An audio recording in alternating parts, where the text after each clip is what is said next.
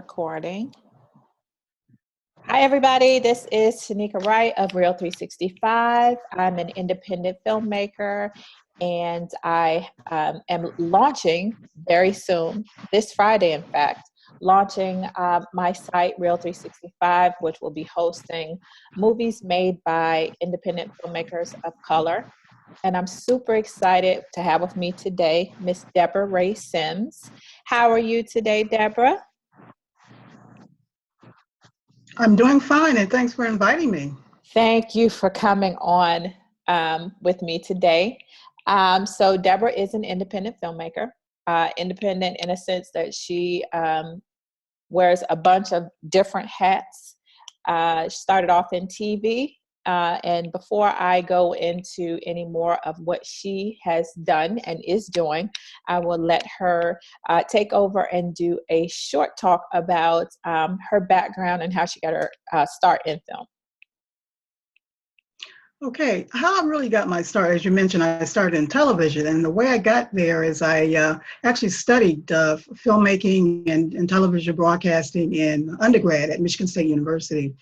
And at that time, I did acquire an internship. I did work in a TV station, a very local TV station there at Michigan State University. And then once I graduated, I ventured out, went back originally from Detroit, went back to Detroit, and found out that you're not getting in. You got to really work for this. So what I had to end up doing is, because I think I applied for a couple hundred stations or something. I did like a kind of a mass market. I was very young at the time, so I thought, well, if I do a bunch of them, then maybe I'll get somewhere. So I did that, and eventually landed a job in a radio station, but it was as a secretary. It was as a secretary to a couple of the guys that I graduated with at Michigan State University, ironically enough. But at least I was in. Right. I was in the sales department as a secretary. And so by day I did that, but by night, because I always wanted to get into television production, I volunteered for free at the local public broadcasting station, WTBS in Detroit. And they had a long-running program called Detroit Black Journal. I don't know if you remember, if anybody in the audience remembers Tony Brown. He started the television show Detroit Black Journal, and then he went into national. He left the show and had Tony Brown's Journal, but we still had Detroit Black Journal. So I was volunteering for that program for about a year, and I wrote some scripts and did some things for production assistant primarily. And eventually I found out about, they couldn't hire me at the time. They didn't have the budget. So I found out about a Corporation for Public Broadcasting, a grant that allowed you to do production work at a local TV station for a couple of years. So I applied for that and I got it. And I did that for a couple of years. And eventually they hired me on as an associate producer.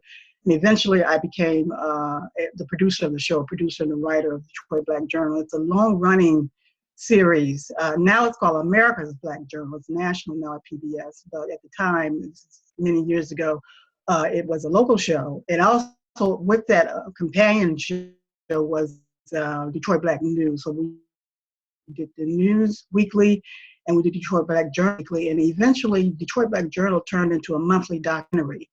And primarily when I started producing Black Journal, that was documentaries. And I got a great opportunity at the time to travel to Africa for the first time. It was a European crew that came in from England who had some funding, and they needed some co-production from the TV station that I was at, so they selected me to go. So I went with that crew to Africa for the first time. It was a beautiful experience, and it was very life-changing. I was there in Senegal, West Africa, for about a month, and we did a documentary on a Senegalese dance troupe called Moudra Afrique. It was just basically a dance school they were trying to develop over there, and it was really exciting. So anyway, you came back, and go ahead. Well, before you go on. Okay. So you started off. Yeah. You started off as a secretary, which is very interesting to me, because, like you said, it was a way to get your foot in the door. You saw the bigger picture of where the job was, and possibly be able to branch off into what you really wanted to do. So started off as a secretary, and then went on to do volunteer work at the station at night, doing production and writing on your own. So these are excuse me, gold nuggets, I think, for independent filmmakers on a whole who start out and want to start out at the top. You know, you come out of school or you're self-taught and you feel like, I know these things. I should be having my own show. I should be directing. But you went you went your own path, and it's brought you a long way from secretary to working for free at night, and then having a huge major opportunity to go off to Africa for a month to film. And so is that what, as you're going along and doing these different facets to bring you to where you are now, what would you say you were, at the time, what were you thinking you wanted to be or where you wanted to be?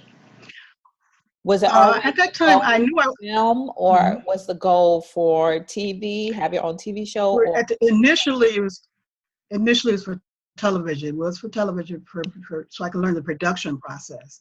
But before that, I actually did a 16 millimeter film. So I knew I always wanted to do a motion picture, 50 millimeter at the time film. But in film school, I was able to do a film project. But eventually, I thought that television would be my entree into that. And coming in Detroit is not a movie making town. First of all, it's a working class town.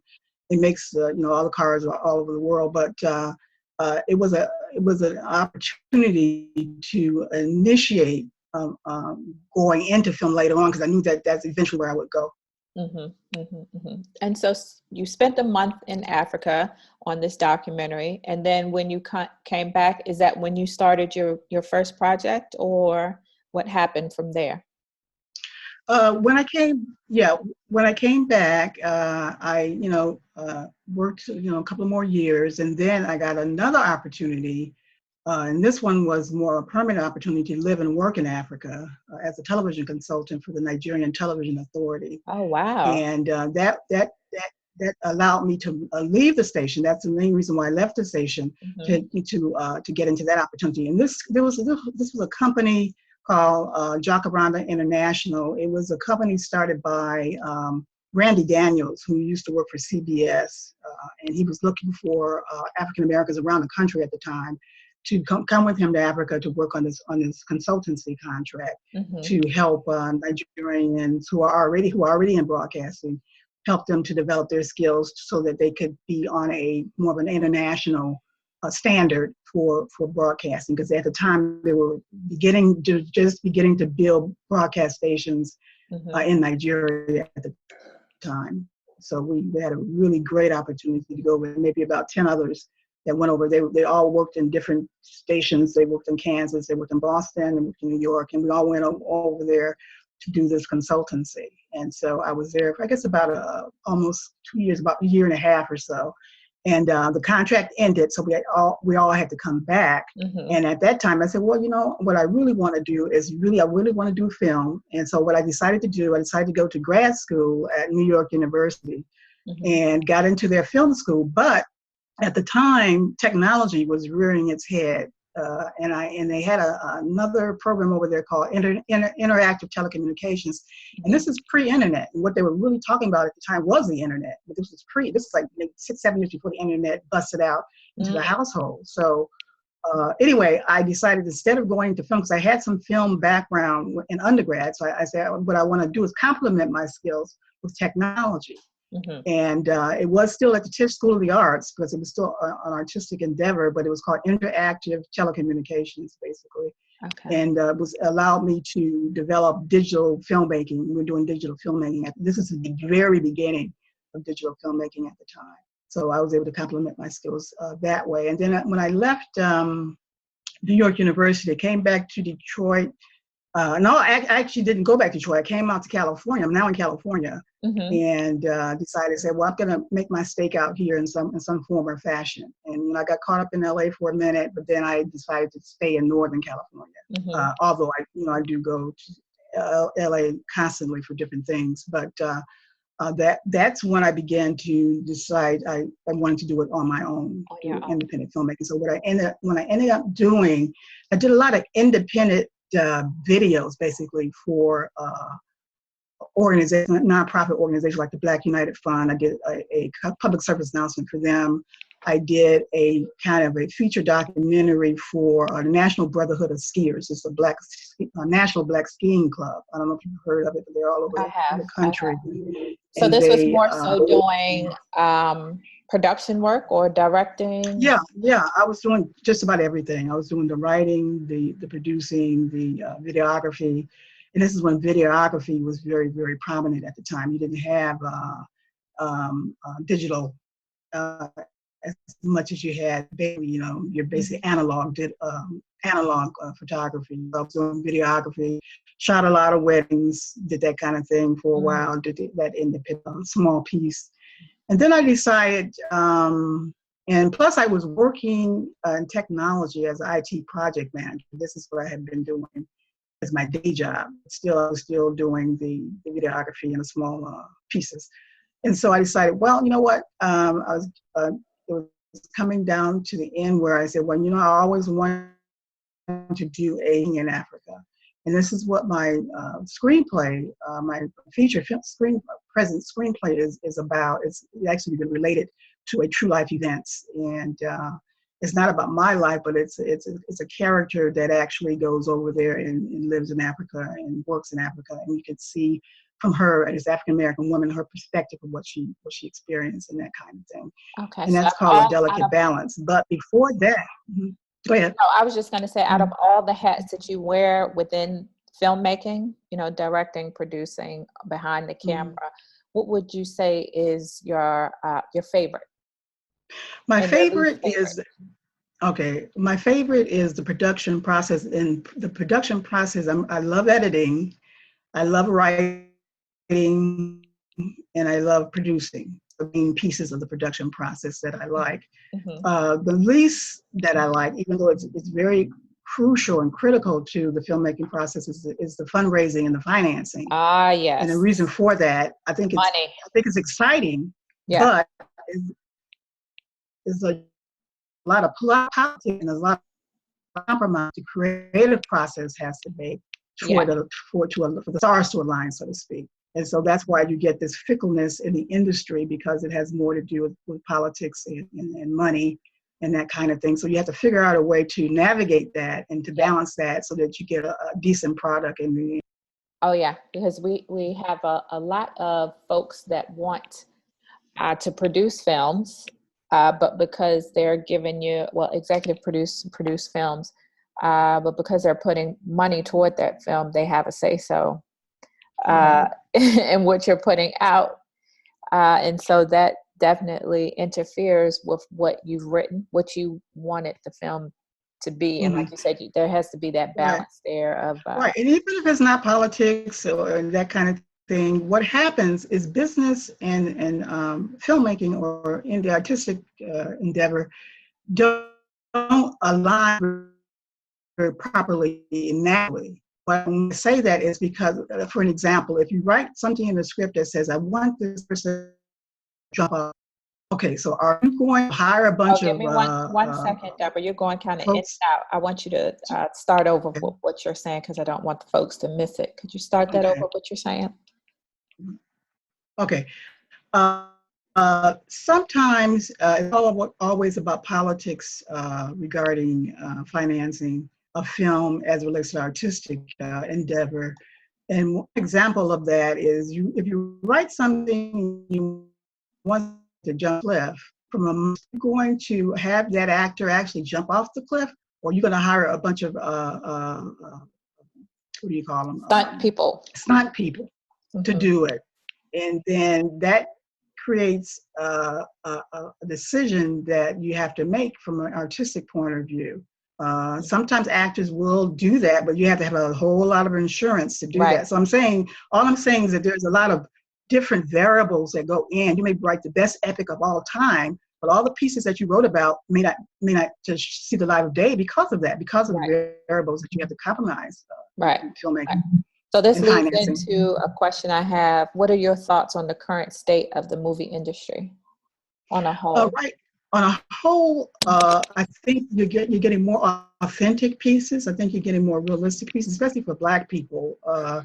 There's a lot of what I call badasses out there, like Issa Rae, and Ava DuVernay, and the Akil Salim and Mara Brock Akil. And then it's not to say that we didn't have those kind of badasses before, because in the 70s, you had Melvin Van Peebles knocking the door down. Prior to him, you had Oscar Micheaux. So in every generation, there's been a bunch of badasses that's basically knocking down those obstacles so that we can get further to the truth of who we are, as human beings, if we're going to be portraying stories about Black people. But overall, because of the accessibility, the technological accessibility, and one example is what you're trying to do in terms of streaming.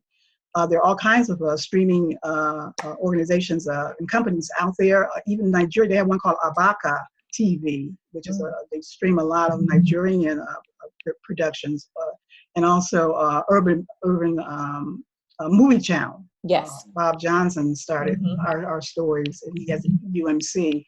So there's a lot of access because of that, and at the same time, there's more stuff out there.